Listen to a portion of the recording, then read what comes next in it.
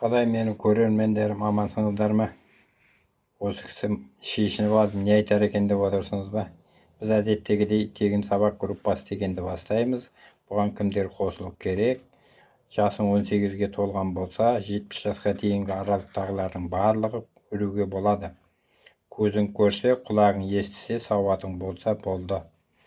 Телефоның жақсы істеп тұрса, интернетің жақсы ұстап тұрса, барлық адамдар көруге болады. Бұл жерде жас талғамайды. Жасың 18-ге толсаң көре беруіңе болады. Одан төменгілерге рұқсат берілмейді. Себебі бұл заңды кәсіп. Сондықтан күніне 2 сағат сабақ көрсеңіз, табысқа шығып кете аласыңыз.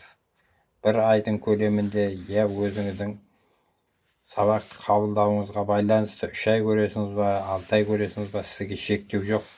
Қанша көп көрсең, сонша білімді боласың.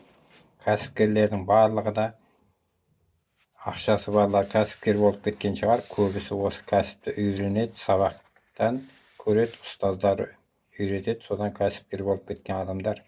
Сіздер де солар сияқты кәсіпкер болып кете аласыңыз. Ұстаз мықты адам.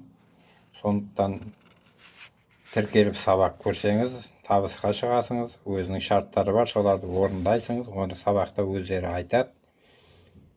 Жұмыс жасап жүргендерге де көруге болады. Негізінде жұмыс жасамай, ақшасы жоқ, қарыз кредитке батқан, төлей алмай жүрген, банкіден қашқан адамдарға арналған сабақ.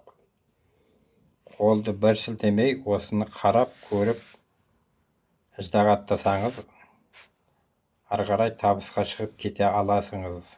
Егер тіркеліп сабақ көрейік, тіркеліп, осы кісінің айтқаны рас па екен, өтірік екен десеңіздер, WhatsApp нөмірлерін қалдырып кетсеңіз, мен сізді тегін сабақ группасына қосатын боламын.